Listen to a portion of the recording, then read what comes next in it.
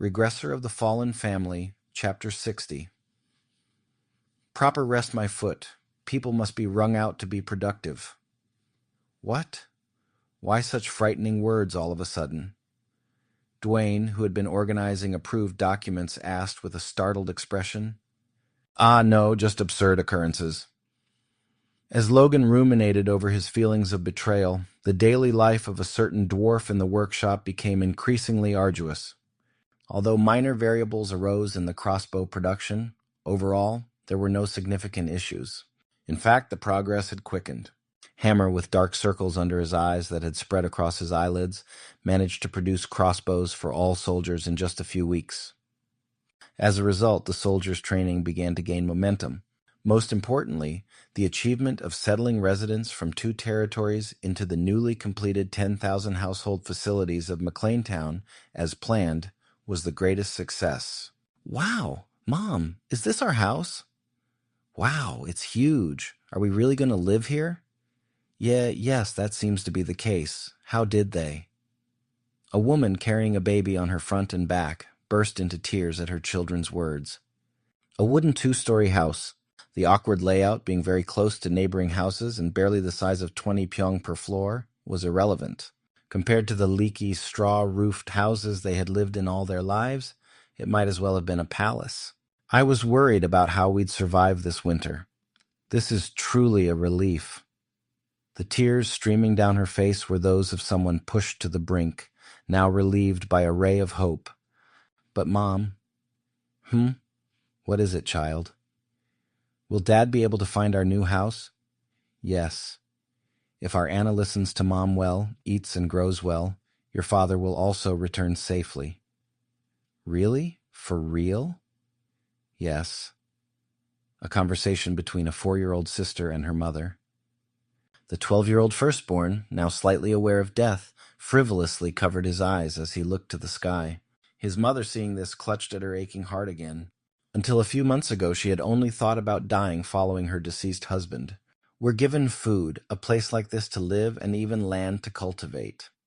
Now she had newfound hope. Thank you. Thank you so much. She bowed again and again, grateful to the nobles far away whom she could neither see nor hear. The resentment toward the nobles who had caused needless wars began to fade a little. The relocated residents, mostly those who had been struggling in the 2 previous territories, were all satisfied with the new settlement and cheered enthusiastically. Each voice did not carry far, but together their cheers filled the town, creating an overall bright atmosphere. The very person they were so grateful for could distinctly feel this uplifting mood. Having lots of people around seems to liven things up. It's nice to see, Clayton remarked, and Logan nodded in agreement. But it still needs to grow. I can see more space suitable for houses. McLaine Town was set to become the central hub for the growing territory. From the top of the Mage Tower, Logan looked down at the town with a bright smile. Now that the village construction is complete, the crossbows will be finished by the end of the month, as promised. Good work. What's wrong? Why aren't you leaving? It's just that. Ah, right. I have to give this to you. Thud. Before the hesitating Hammer, Logan placed down a huge ingot of silver-colored metal. What is this all about? What do you mean? It's mithril. Make some weapons for the knights. What's wrong? Isn't working with rare metals a dwarf's romance? Well, romance. Why, isn't it? Ah, yes.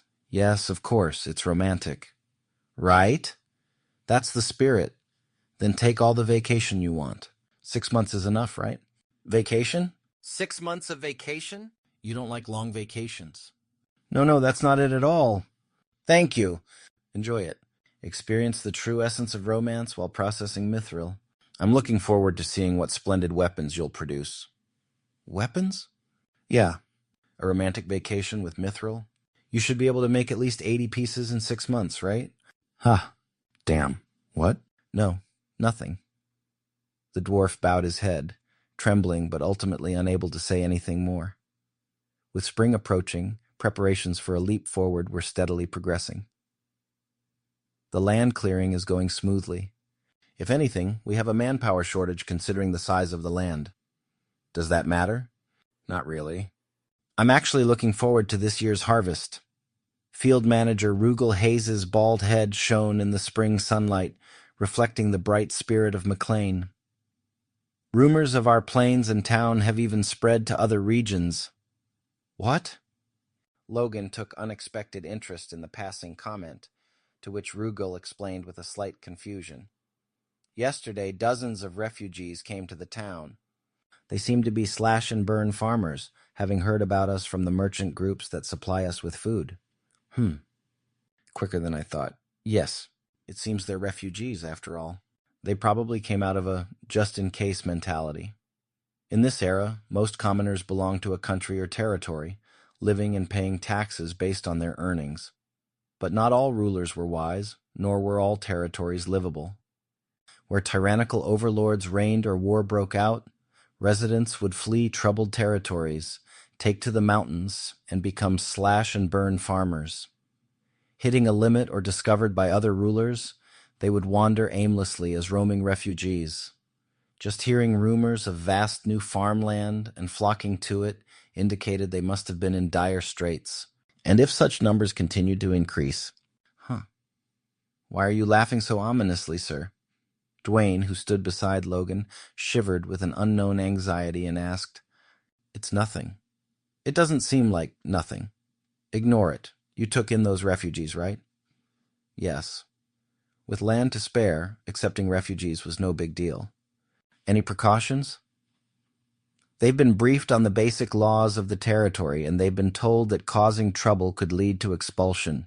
We plan to handle future refugees in the same manner. Good. Well done. I'm still not comforted. Ignoring Dwayne's murmurs, Logan merely smiled. The news that McLaine was welcoming refugees quickly began to spread among the slash-and-burn farmers and tenant farmers in the kingdom's southwestern region. By county summer, months later, nearly 5,000 refugees had settled in the town. This caused neighboring territories to react sensitively to the trend. McLaine? Yes, McLaine Castle has reclaimed the wasteland to the west. That barren land? The report from his subordinate left Marquis Max Ferretta speechless in disbelief. When Teslon foolishly started a war and got devoured by McLaine instead, it was surprising, but he thought it was possible. Patrick McLaine was a formidable force in terms of military prowess, even if he was considered a madman for operating a Knight Order of 50 from the desolate McLaine Castle. At the time, he had considered it a ridiculous move by Teslon to trouble that land. But this was different and unbelievable. They could reclaim that land? I was curious, so I checked. They dug into the mountain to divert water from the Luther River. They dug through a mountain? Madmen, truly. They've reclaimed wasteland with that insanity? Yes. Scouts confirm it's true. Ha. How did they even think of such a task, let alone afford it? Did McLaine have the money? There's a rumor that Teslin had surplus funds or that the Duke's son made some profitable business deal. There are also rumors of a gold mine strike and even divine money falling from the sky. Max Ferretta waved off his subordinate's continuation. Whatever outlandish rumors there may be, let's focus on the tangible facts. Reclamation is confirmed, right? Yes, that's correct. And how does this reclaimed land compare to ours? At least 3 times larger than ours, sir. Even if yields are less because it was once wasteland, it's twice ours. That's right. Overnight, their neighbor had become rich.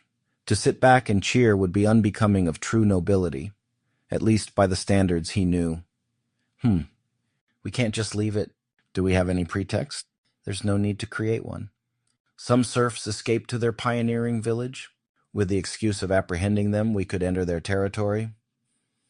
At the Marquis's question, his subordinate Reihart hurriedly responded, "Oh, serfs of ours, my property. That gives us a legitimate reason. What shall we demand in return?" "As you wish. Either that land or the plains adjacent to Teslon. The only problem is..." Reihart's voice trailed off, but the Marquis understood him perfectly. Tsk. Alrune, it could be risky, could it not? Max Ferretta clicked his tongue, although he didn't seem too worried. Feretta's forces were incomparable to the trampled Teslon, numbering over 120 knights and nearly 2,000 regular soldiers. On top of that, they had 2 towns with nearly 40,000 permanent residents.